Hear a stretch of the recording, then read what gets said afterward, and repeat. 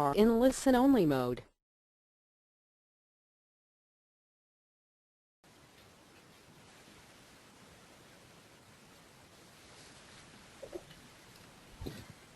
Good afternoon, ladies and gentlemen. Welcome to TechGig webinar series, our endeavor to empower techies. We believe that sharing of knowledge is the key to enhance our skills and grow us as professionals. With this principle in mind, we have initiated a series of webinars conducted by industry experts to give you all a crisp insight on various domains. The topic of today's session is securing mobile applications, and we have with us Mr. Chakri Devarakonda. He is a Senior Manager Global Delivery at Cigniti Technologies. Chakri has 13 years of experience in the field of security testing and security product testing. He was instrumental in establishing and growing large security testing practice. His areas of specialization are development of various security service offerings, mobile security testing, web application penetration testing, product security testing, and PCI DSS compliance and network security assessments. We also have with us today Mr. Sairam Vedam. He is the Assistant Vice President for Marketing at Cigniti Technologies. Sairam has more than 14 years of experience spanning both software products and services in a variety of roles from engineering to management. He drives marketing and branding strategies for the company's rapidly expanding solution services, IP-led marketing leading, game-changing testing services set across domains and technologies.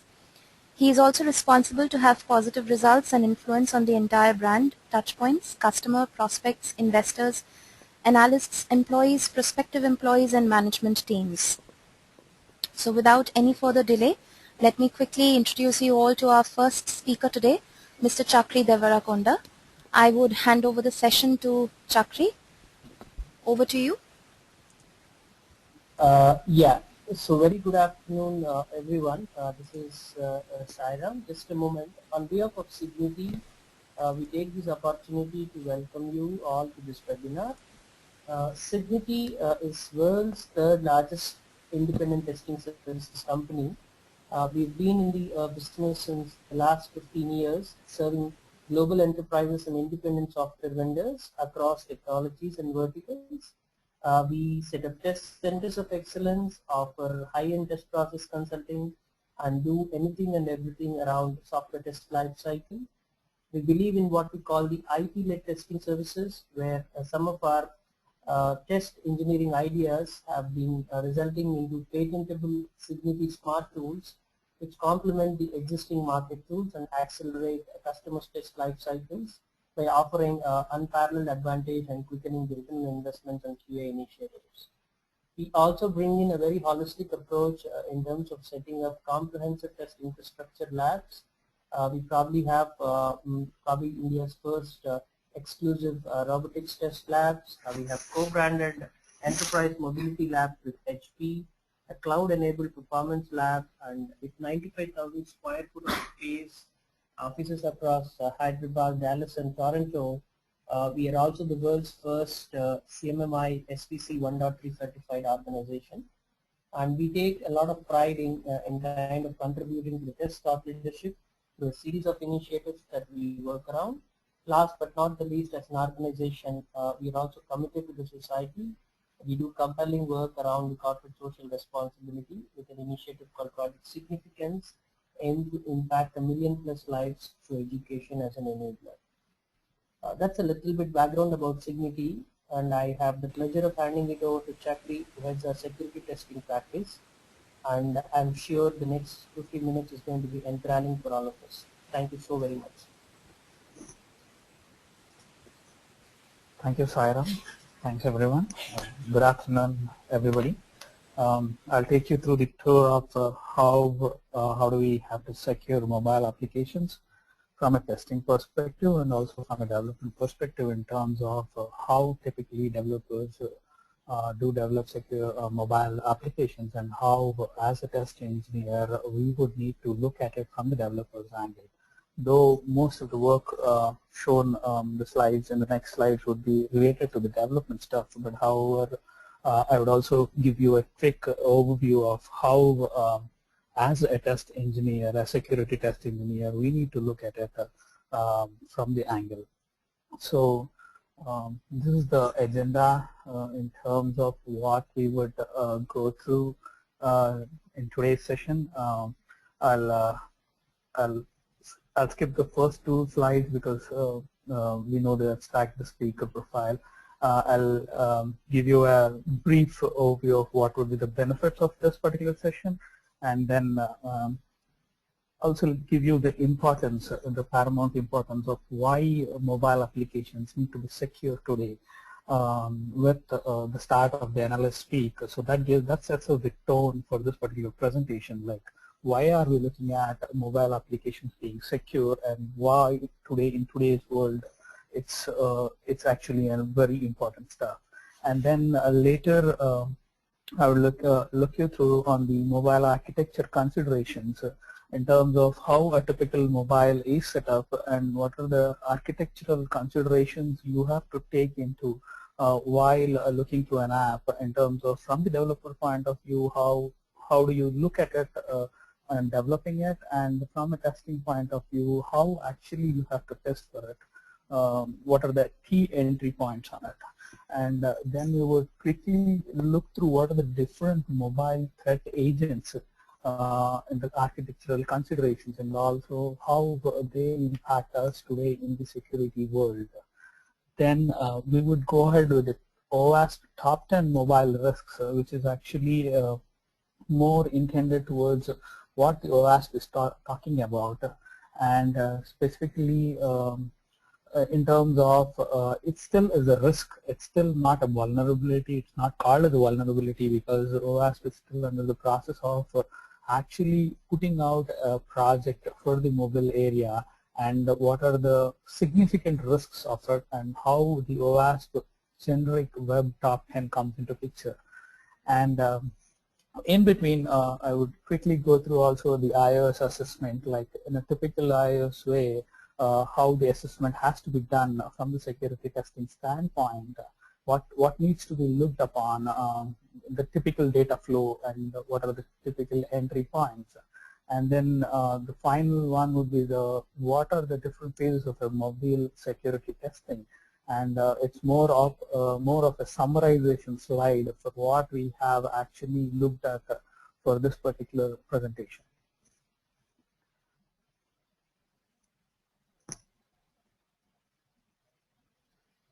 So moving forward to the abstract slide, where I would key upon why actually we do need this, and why smartphones and mobile internet have been the actual stuff where it is being looked upon as the convergence medium for all the interfaces, and we would have this more in terms of what it is from the standpoint from an analyst, so that we could specifically look at it today, how the analysts are having a look at the mobile world. And the typical benefits of this particular session is that, as I said, we will understand what is the threat landscape, what are the vulnerabilities of a particular mobile application. I do calling it as a vulnerability, though OWASP calls it as a risk, but however they still see as a vulnerability for us. And how does a mobile attack happen? What is the anatomy of it? When we talk through the top 10 risks, we understand what is the anatomy of a mobile attack. And we would also understand how a security testing of a mobile application actually is performed, and what are the key considerations to be taken at the end of the day. So moving forward on the analyst speak, the key analysts Gartner and Forrester, as you've seen in the slide, talk about how specifically when you go around a decade back, most of our devices would be actually being owned by the enterprise segment. That is, the corporate itself would give us the devices, and the typical BlackBerries where the encryption standards are pretty high, the kind of applications being leveraged are low. Typically a phone is more used towards sending secure emails, kind of thing. But however, today with the BYOD, bring your own device standard, which has come into perception, and which it has come into actually existence today. Every person, every single employee would have a different device, whether it's an Android, iOS, BlackBerry, and couple of other new operating systems which are being given birth in the mobile space, actually makes it pretty difficult for any corporate to govern the security policies on it. At the max, you would have a typical 4-digit PIN for a particular thing to access your email, which can also be circumvented by using different application settings in terms of you can still unlock the device for the next 15-20 minutes. If you don't, it gets logged only after 15 to 20 minutes, say max 15 minutes in an iPhone. So that itself brings into a lot of existence in the security world for the vulnerabilities in terms of when you leave the device unopened or unattended. Definitely people would have an understanding of what are the different types of emails you send, what's the corporate stuff. So basically it's more of like testing this would be a little difficult because physically the data is available with us, it is on the go, and in terms of specific challenges exist, like you would specifically know where is he available right now, what is he doing, what are the sensors available, the gyro sensors of a particular phone can also be tapped upon. If you have an app which is malicious, or if you have an app which can pose an entry into your device, which we can specifically talk about in the next coming slides. But however, the ownership of the device and the data which resides is also calls for the privacy standards currently, which has to be taken care of in a compromised device. So, and as I said, there are a plethora of devices, different operating systems. Specifically, if you take an iOS or an Android, it's still getting better and better today in the security world. But we never know. A new operating system can always bring up a lot of things, particularly with emergence of iOS 7. There are so many things which can be brought into table, which would be looked upon for specific vulnerabilities. So in terms of, as you see, the summing up of us is that due to the convergence of the media to mobile, where the mobile is not specifically used for a phone or a phone call, it can does a lot of things. You have social media convergence, which actually gets into a situation where all the social data of yours can be put up from the corporate data. So there is no specific in terms of you can't draw a definite line in between a personal data and a corporate data, which actually brings a lot of problems to the corporate governance in terms of posing a security to the mobile device itself. So having said this, I've summarized the analyst's speak in that that gives a lot of things into perspective, that why mobile application security is very much required. So setting that tone, I would move to the next slide.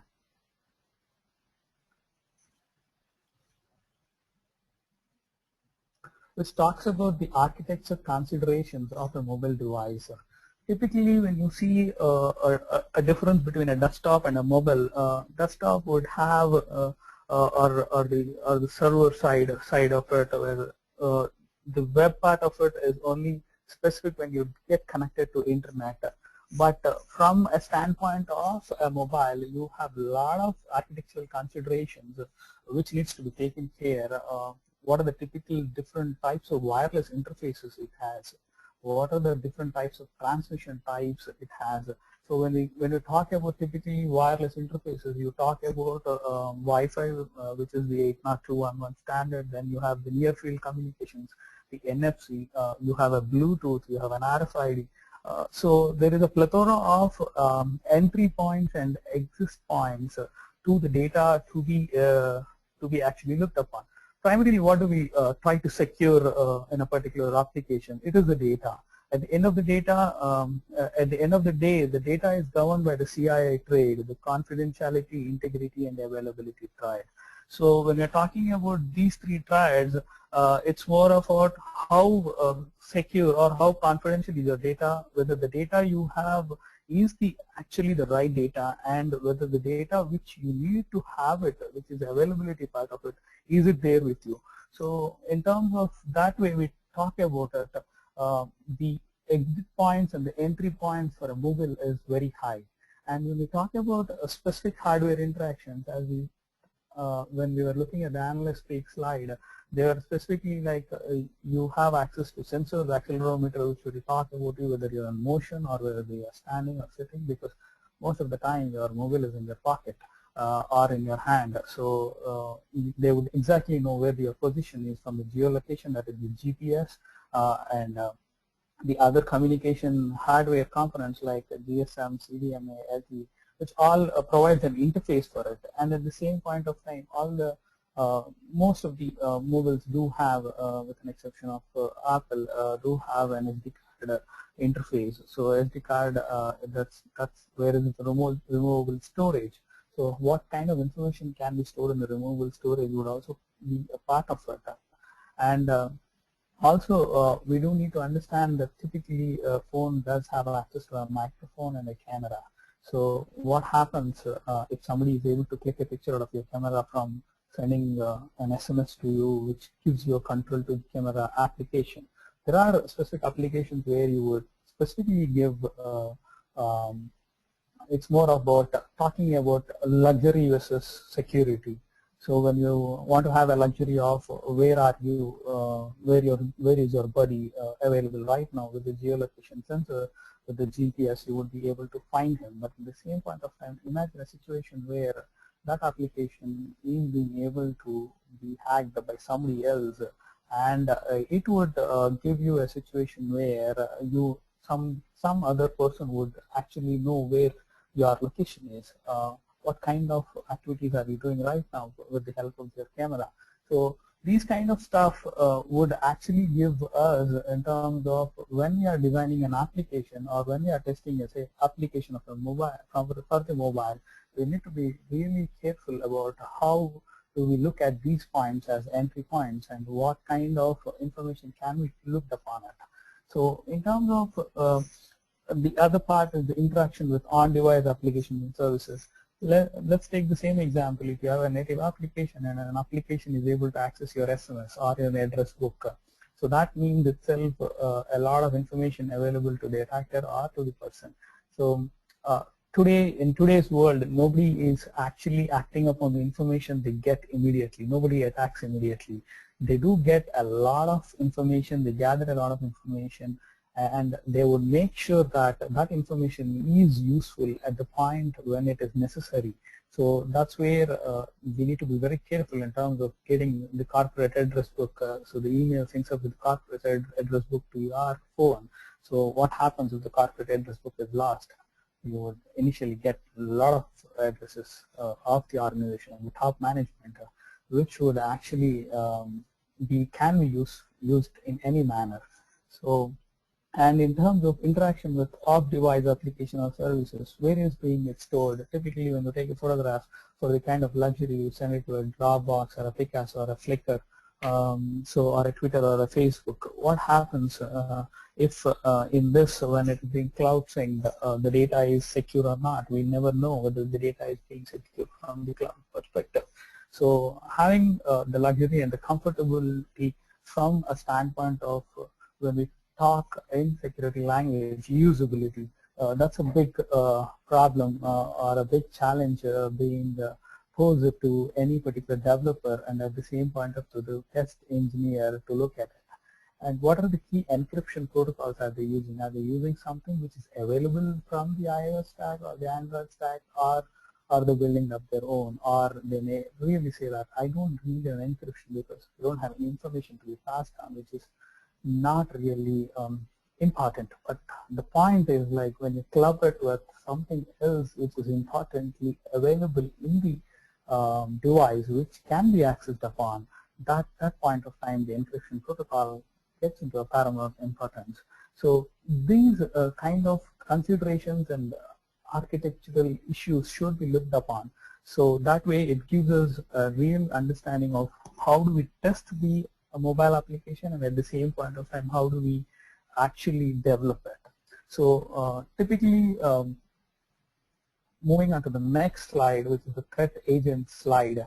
When we talk about threat agents, specifically I want to also emphasize on what kind of things we do with in terms of specifically we need to understand what is the business function of the application, what data does that application store or process, and what is the data that can give to the attacker.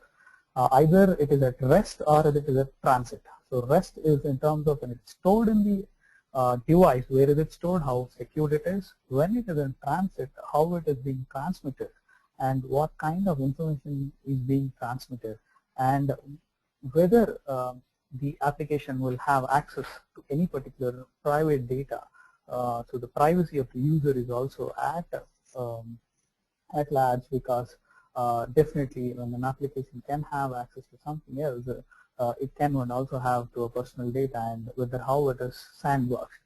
And the major problem or challenge is that most of the users, for the sake of convenience, they do jailbreak their iOS devices or root their Androids for getting the immediate or the available ROM, which is still not available in the market, but currently which is being spent through by different people.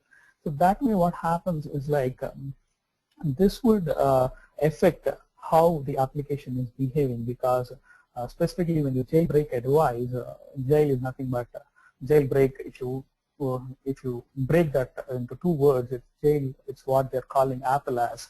They're putting all the applications in a particular stuff, and you can't use it because as Android gives the convenience of you to have so many different types of icons, colors, themes, and all that. iOS doesn't give you. So synonymously, they have put it as the Apple as jail, and you're breaking it. So you're breaking the ice from there, and you can do anything with your device. Typical way of looking at it from a user standpoint, yes, since I bought the device, I want to do anything else. But today it's not the case, because you are actually at an issue in terms of when you take it, when you are unsecuring your device from the, or you are letting away from the shackles of the security, which in fact you are putting up into a easier perspective to the attacker. And the rooted device for an Android, the rooted is nothing but gaining Android is based on a Linux shell, and rooting is nothing but gaining the root level access or the highest level of super user access, where you can do anything with, you can actually get any application, any permission for a particular thing. So your underlying system is being accessed upon. So talking about the different types of threat agents, specifically the available, you have a malicious SMS, which can actually give you a kind of situation where you would definitely have some information being stolen by clicking a particular link in the SMS what you've got, or you have a specific malware on the device which is actually accessing your application, which it should not be able to access upon.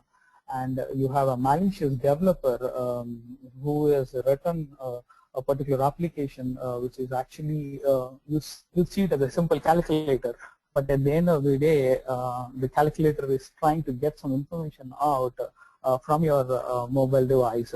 And a typical app store approver or reviewer, or who fails to actually review a particular code or a malicious application, so that will give way to user's device in terms of it. Any stolen device, yes, any stolen device will have a lot of information, sensitive information belonging to the owner of the device, so that way it is actually a problem to you. and any script, in terms of script executing in the browser with the HTML5, so any script code which is being written in a language similar to a JavaScript can be executed, and which actually can rip off some information from your mobile. So these are the different types of threat agents what typically you have in a mobile device, which will not be which all of them will not be a part of it in terms of when you talk through a web, because if your desktop or a laptop is stolen, you might have an encryption methodology which is securing your file system, or your corporate government has allowed all the information to be stored on a secure server rather than on your device. So that can actually give a lot of confidence to you, but you never know because nothing is being actually looked upon on a typical mobile device.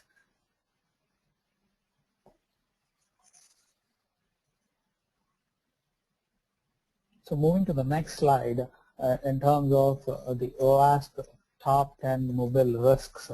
As I said, typically when we talk about vulnerabilities, OWASP talks about the top 10 vulnerabilities. But however, we do talk here about the top 10 risks because they have not been yet classified as a vulnerability, and that's where we get into a kind of stuff that definitely these are still risks. So we'll go through on the top 10 risks where in detail in terms of what are the different types of risks. As you see, there are insecure data storage, the weak side server controls, insufficient transport layer, the client side injection, poor authorization or broken authorization and authentication, improper session handling, security decisions via untrusted inputs, side channel leakage, broken cryptography, and sensitive information disclosure. So moving on to the insecure data storage, which talks about, typically I'll explain you what the slide contains about. This is the typical slide content for all the other 10 top 10 vulnerabilities. We talk about a threat agent. So what is a threat agent? Where is the threat being come from? What are the attack vectors? How is the, what are the different types of attack vectors we have? What is the exploitability you have? Is it easy, or what kind of exploitability has it? And what is the security weakness, whether it is a prevalent weakness, whether it can be detected that the weakness is available, and what is the technical impact? We do also have a business impact, which typically depends upon what kind of business flow we are into, which has to be looked upon. So as a security test engineer, we cannot say specifically that we have a vulnerability, we have a risk, it's a high one. So how do we classify it as a high, low, medium? So a lot of math undergoes in this particular stuff, where we talk about how easily is it attackable, exploitable, in terms of how easily it is exploitable, and how is there a proof of concept where we can actually say that we can fix it, or is it in terms of it's an unconfirmed stuff. And when we talk about when we do this, we get into a common vulnerability scoring system, which is typically the version 3 in the beta mode, but we do take the beta, the 2 version, which is more rock solid, and give a scoring system to it. So that way it gives us more information on it.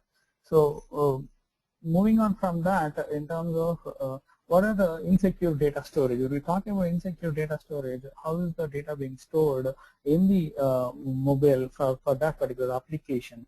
So maybe when this particularly happens, when the developer does think about that there is not much of information available in this particular application, and at the same point of time, this application can be stored in a phone file system, so that way nobody has access to it, or a file system which is not really breakable. But typically when you do a routing or a jailbreaking of a particular device, that would actually inflict the problem where it says that the application data can be hooked up to a particular laptop or a phone, and we can have information onto it. So the threat agents would be the stolen devices or the lost devices, or a possibility of a malware in the device, in the phone, or an application which is behaving maliciously for it. So that's where it gives you more of information. That's why it gives you more of information, and the impact would be very severe in terms of whether the authentication is impacted, the personal information. If you store credit card data into it or an application data, that would be lost to the attacker.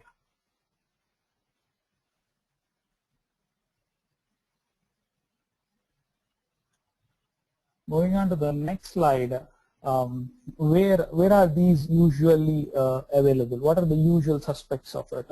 Where do you get this information?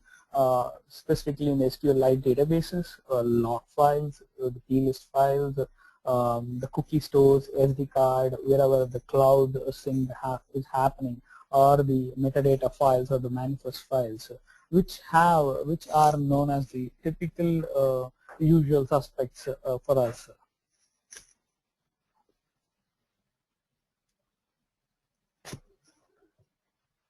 So when we move on to the next slide, typically for a couple of the vulnerabilities or risks, we have put on some best practices with respect to iOS and Android. However, with Windows or BlackBerry, we haven't yet done something. So with respect to the iOS, when we talk about it, we never have to store the credentials on a phone file system.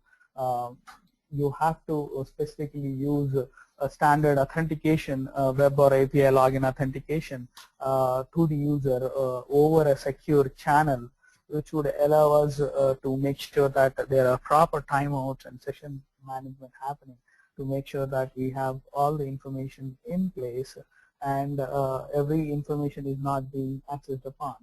So in terms of when you feel that the data is very small, you can use a keychain API, but as I said, once the phone is jailbroken or exploited, you can specifically have access to all the keychains. And for the SQLite, you can have a data encryption or an SQL cipher, using an SQL cipher, which would actually keep all the data encrypted. And for the items stored in the keychain, we have to leverage the secure API designation, so that way we have information on it. Typically, now the devices are able to enforce the strong PIN, not the four character stuff, but also multi-character, which would allow us an alphanumeric one, which would allow us for more secure authentication. And in terms of use the Apple's file protection mechanism, which should be used upon, so that way it will help us out in terms of doing stuff.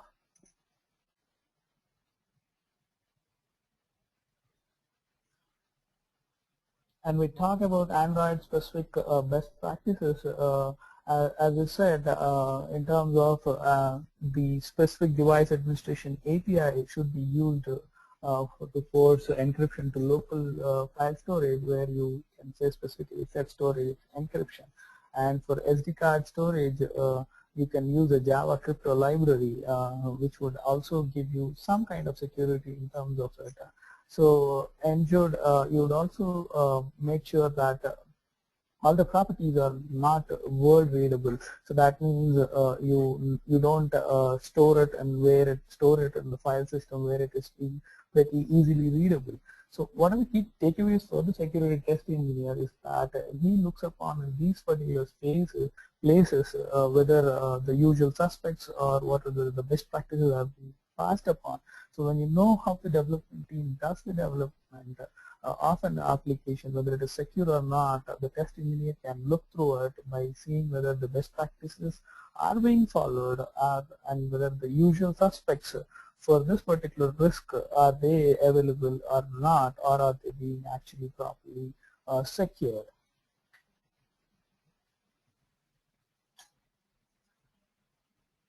Moving to the weak server-side controls, the second risk, which it is specifically this threat agent applies to the backend services. Here we talk about whatever at the end of the day the mobile device gets synced up with a web server or with a server-side control. So the mobile might have an interface to it, and if it is a mobile web, the mobile web will still go and hit the server side. So primarily any kind of vulnerability for the OS top 10, like the SQL injection, cross-site scripting, these all fall into place for this. So the weaknesses for it is typically the web world weaknesses. Since we know specifically that these weaknesses have been existing from the last 2005, so around a decade back, we are now secure enough to understand it and we don't repeat the same mistakes. But as a security test engineer, we need to look through it's not granted that we don't need to take it for granted that the web application vulnerabilities have been secured, so there are no vulnerabilities on the web side of it. Typically, you have to check for an XSS if it is a field is available, see whether the validation is being happening in the right perspective or not. Whether it is a SQL injection, whether you are able to access the databases through an injection method. So typical impacts of it is your confidentiality is being lost, your integrity of the data cannot be trusted. So the business impact for this specifically is that loss is always there for the brand and reputation. So when you talk about it in terms of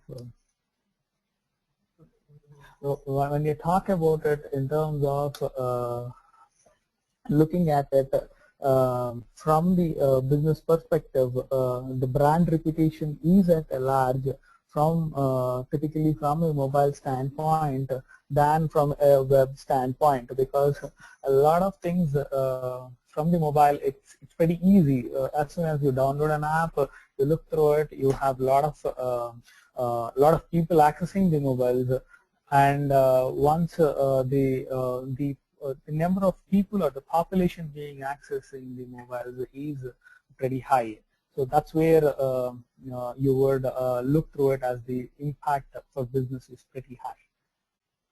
As I said, the usual suspects, check for all the web top 10, the cloud top 10, look for it because web is a part of it, and also cloud because a lot of things get synced to cloud from the mobile standpoint. So check both of those, that would give you a stuff.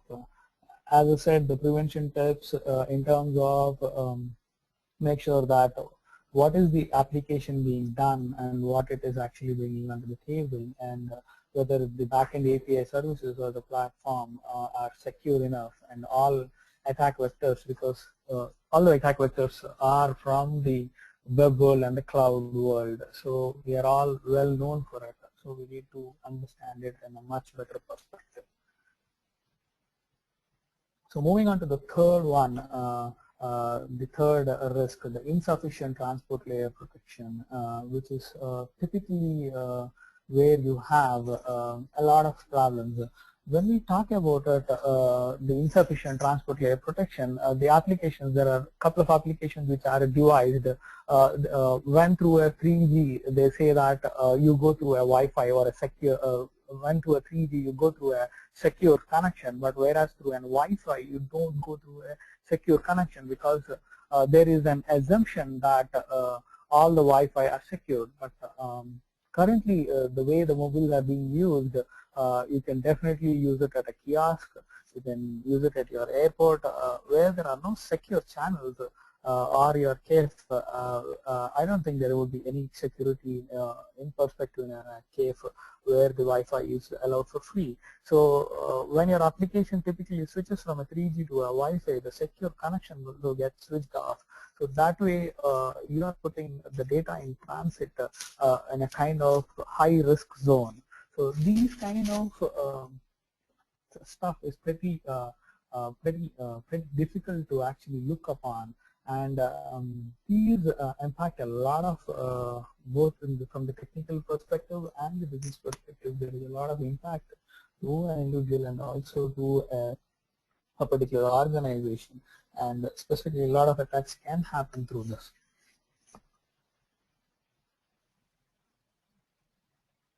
So who are the usual suspects? In terms of the usual suspects are the connections, not you are basically owning it, the SSL certificates, whether they are date, they're self-signed, or they have the enough cipher strength, would you check for it, and any particular the application will accept any certificates as authorities. So whether they are following the right stuff is not, you have to check for, which is typically as you check for a particular website. So moving on to the prevention tips, as I said, we need to enforce SSL and TLS at all transport layers, all transport channels.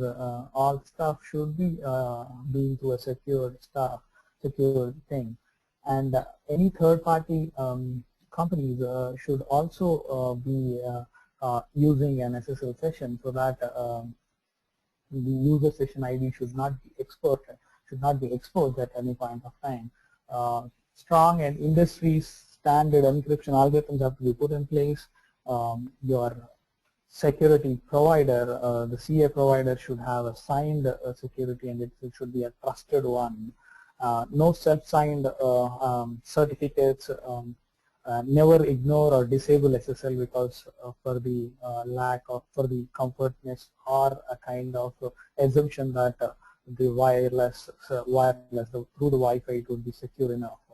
And you have to, whenever you get an exception saying that this particular certificate is not valid, you need to take utmost care that yes, this should be looked upon, and no specific sensitive data should be sent through any particular channel like SMS or notification, where there is a possibility of getting the traffic getting sniffed and having more information to it.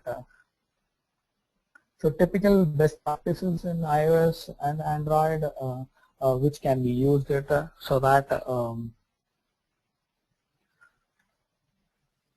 so that we have a specific all the certificates being enabled. So if the certificates should be valid, and it should also be fail closed so that there is no issues on it, and all the default classes in iOS will handle very well all the SSL negotiation and cipher strength, so that can be used upon. And specifically for Android, we should remove all the code with the development cycle and allow the application to accept certificates from a host name which is verified. So that's how it has to be done in terms of the best practices.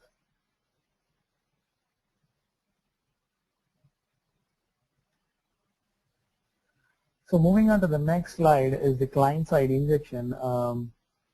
This is typically when a particular SQL injection, how can it be happening from this part of it. We do test it from the second vulnerability or the second risk, but at the same point of time look at it on the client-side injection, how it has been happening, whether the server-side verification is happening or is it happening only at the client-side, the verification. So in terms of how the data is being injected for this particular, what is the source? Any source can be a data, any source of data can be an injection vector. So how it is being injected is we should be able to look for it. So we have to understand the injection attacks, and the impact would be depends upon what kind of application you're using and what is the data which is which it is trying to get. What kind of information it is being is it allowing you the user database from your any data being stored at your phone, is that being used, or any application, or anything which is being paid, paid content is being accessed without your notice. So the usual suspects is the data on your device, the session, the mobile user session, and what are the interfaces or the function for that particular application. So specifically iOS specific stuff, as I said, SQLite injection should be taken care of. All the queries which has to be parameterized. Whitelisting has to be done. No special characters can be included on a particular login form, so that we would have specific authority in negating those stuff. Look at different kinds of injections, JavaScript injections, whether they are being applied filter for it. Specifically, look for validation stuff. Whitelisting of it would be very, very good, so that you would not get any information out of it. And also, when classic C is being used, most of the old C functions are very vulnerable, and it is well known. So avoid to use these functions which are very, very vulnerable to the injections.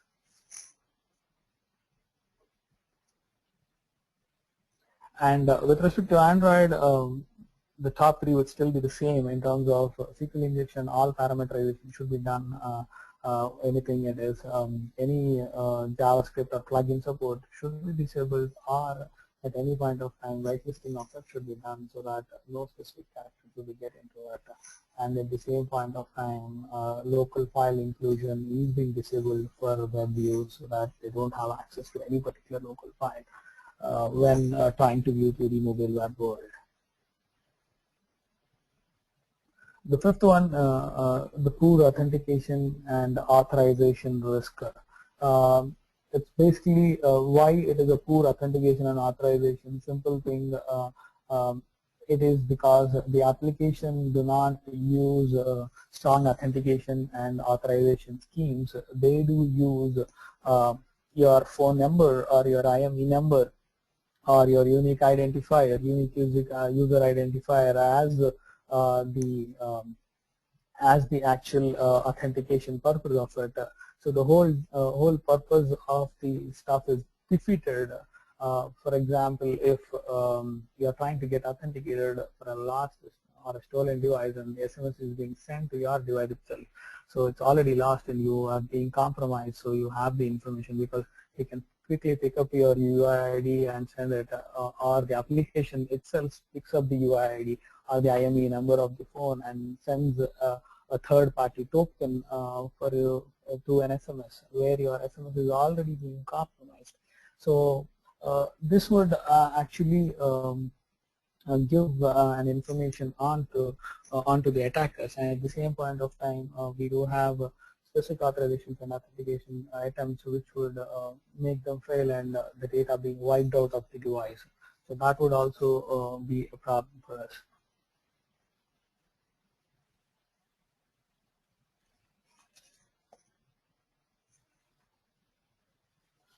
So the usual suspects for this is typically the apps are left at the mercy of the mobile device. You need to actually have a strong authentication and authorization man, so that way it's not left at the mobile device itself, and never use the device ID or the subscriber as the sole authenticator. It can be used as one of the part of it, but it should not be used as the only part of it.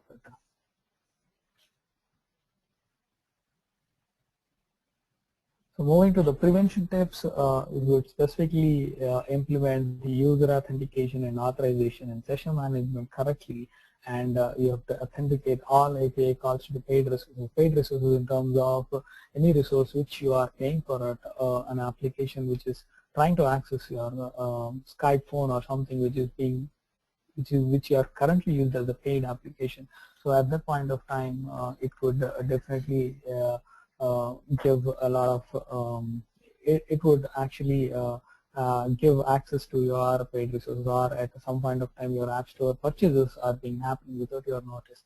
Application, whenever you click something, it would be able to purchase an app store stuff, so that would also be a problematic stuff. So typically when we go into an iOS assessment, these are the things which we look onto whether the iOS assessment is being able to look for it. So we check whether how this application is mapped, what are the different kinds of client attacks it has, network attacks, and server attacks. Specifically, when you see what is the from the application mapping, whether it is what are we using from the platform, what is the application architecture, and how is the data flow happening.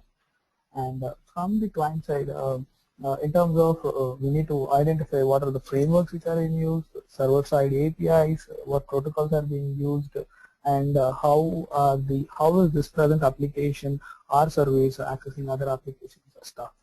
And when we typically come to a traffic analysis, we need to check what are the different types of error messages, what is being a cacheable information, what kind of transport layer security will place, how is it happening, how is the URL stream stuff, what is the push notifications happening. So when we talk about it, there are a lot of things which we need to check for a specific iOS device.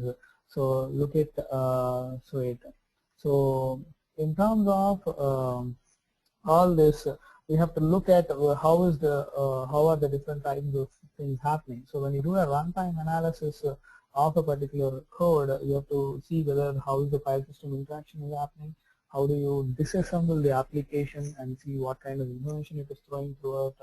When you analyze the application with a specific debugger, whether what are the objects are being in the memory and what are being called as functions and methods, and what are the runtime variables in it. And specifically when you see about data storage, what are the, as we said, what are the places where it is creating files, or how is the database being accessed upon, how is the file caching happening, how is the cookies being input into place. So all these kind of things give you a perspective of how an assessment of a particular application should be done from an iOS perspective. So this all gives you on how we typically analyze when we try to check for an application whether it is secure or not. So these are the couple of tools which are generically used in security testing. We have proxy tools specifically for binary protocols. You have proxy tools for HTTP and HTTPS, the web part of it, which is everybody knows about it, or the word proxy or the charge proxy. But we also have proxies for binary protocols like Mallory.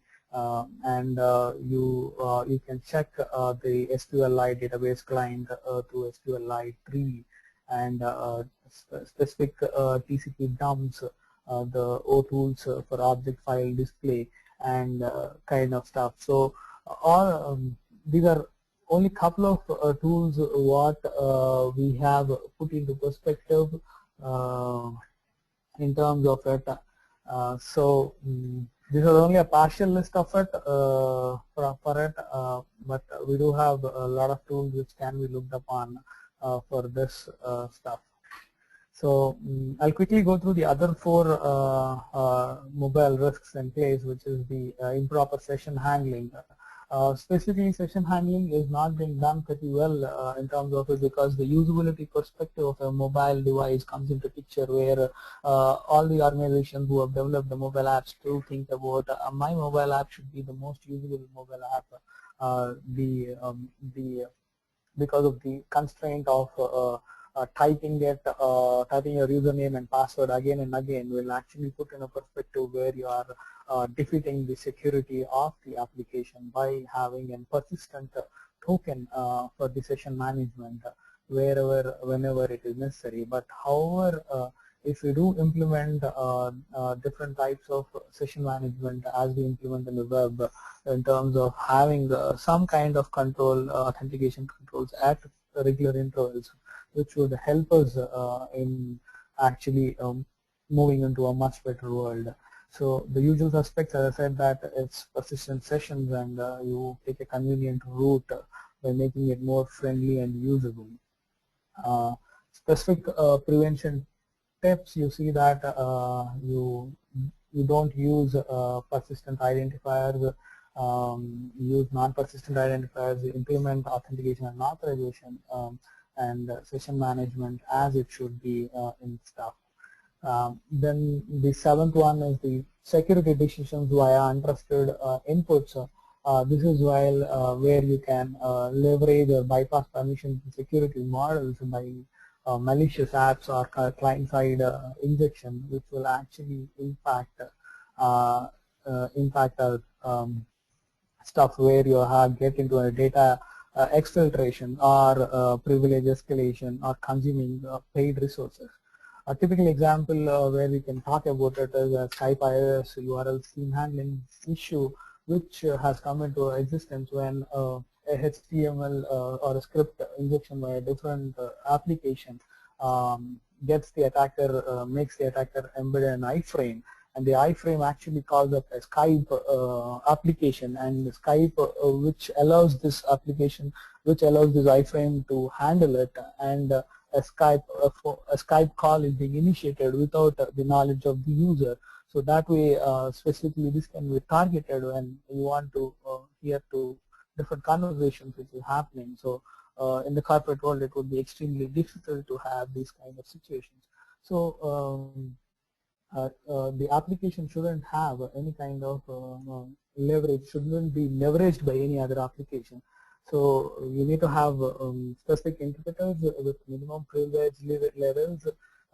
You need to have specifically, we get in mobile saying that, do you want to do this?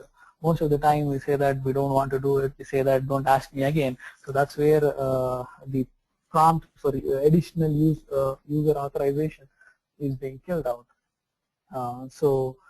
Specifically, this is how it is. And from the side channel data leakage, this is specifically when you have a private data being stored upon. A typical example of it is a screenshot being taken by the phone. So when you open an app, a banking app, and you are able to take a screenshot of it, that would actually divulge a lot of information, and which is being stored in the gallery, or sometimes you put it up to a Picasso or a Flickr or your own cloud, or a Dropbox, you would have a lot of information being lost. And so never ever try this in terms of logging any credentials to it. At the same point of time, you have in Android a specific mechanism known as swipe, which actually logs all the keystrokes. So if anybody has the keystroke logging ability, access to those files, so they would be able to get through it. So these kind of information should be made sure that it is not available. The ninth one is the broken cryptography. Cryptography is a pretty tough one to do it, because unless and until you don't use the proper cryptography, people think that encoding is encryption. Encoding is not an encryption. Obfuscation is an encryption. Just by moving around some characters, it is not an encryption, and serialization is not encryption. There are specific cases where the IMEID plus the MD5 digest is one of the token. So for the encryption, so that can be circumvented once somebody has access to your IMEI and can easily calculate the MD5 hash. So that way it is pretty tough to it. The prevention steps: never write your own crypto. Use the crypto which is available from the iOS or the Android people, and don't store anything unencrypted, and leverage the file encryptions and the security containers which are available. The last one is the sensitive information disclosure. Make sure that the application doesn't have any sensitive business logic. Any sensitive business logic can be actually looked upon. Any intellectual property shouldn't be exposed to it. So any application which is being installed on a mobile app can be put upon onto a desktop and see how it is being actually packaged and what kind of information it is there. So all the stuff should be available on the server. Nothing should be available in the app because it is easily accessible for reverse engineering. So don't store specifically any password or sensitive data. Keep proprietary and sensitive logic on the server. Never hard code a legitimately a password. So these are the specific prevention tips for the top 10 risks. Moving on to the last slide, in terms of the mobile security testing, specifically there are four different phases for a mobile security testing. The first one is the information gathering, where we actually try to understand what kind of application it is, what are the data sources, what it can interact with it, how is it being stored, how it is being transmitted. All kind of things should be analyzed properly, and that's where you build the threat attack model for each threat agent and see how it can be negated upon and how it is being well done. Then the second part of it is the static analysis. The static analysis is that if you have the availability of the code should be there for it. You do have the code, and if you do not have the code, at least you have the binaries. You look through it, what kind of information is available through the static analysis, through different types of code analyzers, which would give an access to how it is being put upon. And then you do a vulnerability analysis for all the top 10 vulnerabilities or risks which we have talked upon and see how it is being looked at. And then you publish the vulnerability in a report with respect to different, whether how was the business impact of that particular vulnerability, how is the technical impact of it, and at the same point of time, what is the security index of the application on a whole, and how is it actually affecting the CI trade. So that pretty much sums about the mobile security testing, what we generally do. In terms of it, I do know that we have almost run out of time. I've seen a couple of questions being popped up. I will take those questions and send it in an email response as we are running short of time.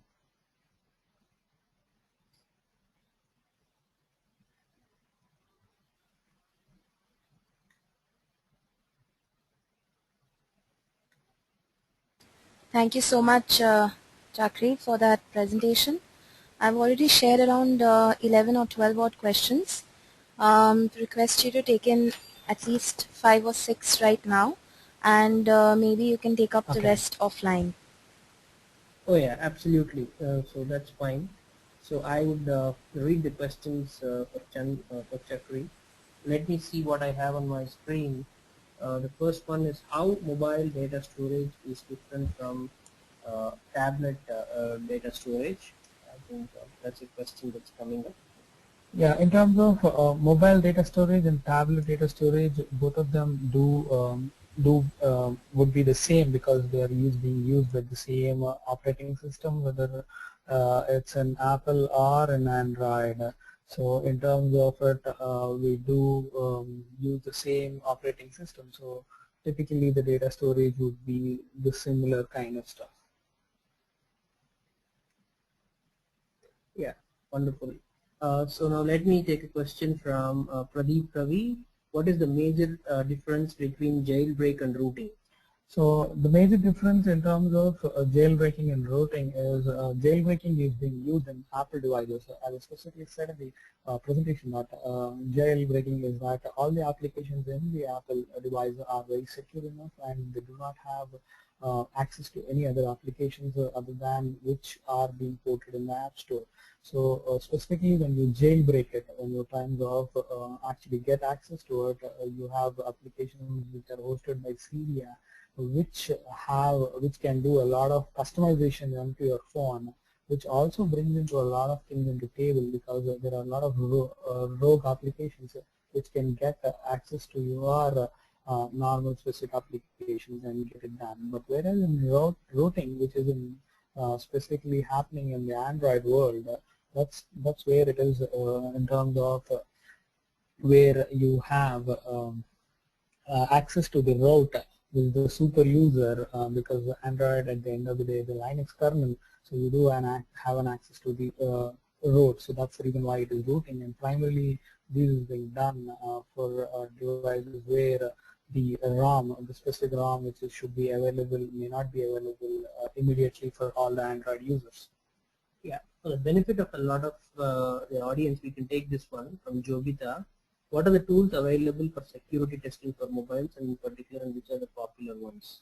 Yeah, specifically as I said, the tools, there are a lot of tools which can be available, which are available right now. The Mallory tool, which does the binary functions, the protocol levels stuff. You have the Charles proxy or the Burp Suite, which does the web related stuff. And you have the SQLite injectionware, which checks about the SQLite database stuff. So as I've mentioned in there are a lot of tools which can be done, but the specific stuff can be taken care of it. Right. So there is a question, what are the challenges in particular for native and browser-based applications? Browser-based applications, when we talk about it, it brings out all the applications, all the web-related stuff which is already available. All the web-related vulnerabilities are already available for it. Whereas in a native application, when we talk about it, the native application, as you say, that how the data is being stored, how the data is being transmitted, what kind of, whether this application is being provided an access to any other application. So these kind of challenges would be specifically there for it, and at the same point of time, most of the applications do have also a hybrid perspective with the native and web at a combination. So that would pose more challenges because all the vulnerabilities existing in best of both of the worlds are available for us. Let me take the last two questions. One from Navina Raj. Can we use the apps which are sort of threads which extract the data from the mobile to find a lost mobile? In terms of what is the specific usage you are looking at it, that is very important. So yeah, we do know that your ideology is to actually find a phone, but we never know whether the authenticity of the application is there. So if it is an authentic application, we can specifically look at it, but if it is not an authentic application, there can be a backdoor or a rootkit which can be installed and you can have the information of it. I think this is a very interesting question from Akshay Doshi, who is left though. A mobile bank application sends an in-app message for authentication of the mobile number. Is this a secure method? No, it defeats the purpose because at the end of the day we are trying to use a two-factor authentication, but the two-factor authentication is defeated when your mobile device itself is lost or stolen, because the person would get an access to the SMS itself. So it's as good as you have all the information to be used upon. So specifically something else can be done where maybe a challenge question can be asked upon which the attacker may not know, and he would fail in getting access to it. Right. Let's take this as the last one from Kavipriya. While receiving virus-affected emails over any phone, what is the chance of the applications in the phone getting affected? It's a good question. In terms of it again depends upon what kind of virus we are getting into it. There are a lot of viruses currently in market which are more of a phishing stuff rather than a virus, because it's sending as an act. Like for example, it asks you to click an image or a link and you would try to click that. So through it, it would try to get information of your particular phone, let's say an address book or an your SMS list log. So that's always poses a threat when we are not really sure what kind of it is. So at the end of the day, due to the technology advancement, virus emails are becoming more of a phishing emails and stuff where we do not know the authenticity of the user. Right. I think pretty much we've tried to cover the buckets of questions that can comprehensively cover some of these categories. While we say that we would be more than welcome to take questions offline over emails, with that I think we are glad that we've got this opportunity and we thank TechGig and also a very intense audience who've been asking some very good questions. Thank you so very much. Thank you so much, Sairam, and thank you so much, Chakri, for taking those questions. Um, we do have more questions, which obviously I couldn't share with you due to shortage of time. But as you said, the attendees can take up these questions with you guys offline. And yes, thank you once again for the presentation. And attendees, I hope it was an insightful one for you all. The recorded version of today's session will be available on techgeek.com by tomorrow. So you can go visit techgeek.com for the slides there. Thank you once again, Chakri. Thanks again, Sairam. It was a pleasure having you on board. Thank you so much. Yeah. Yes.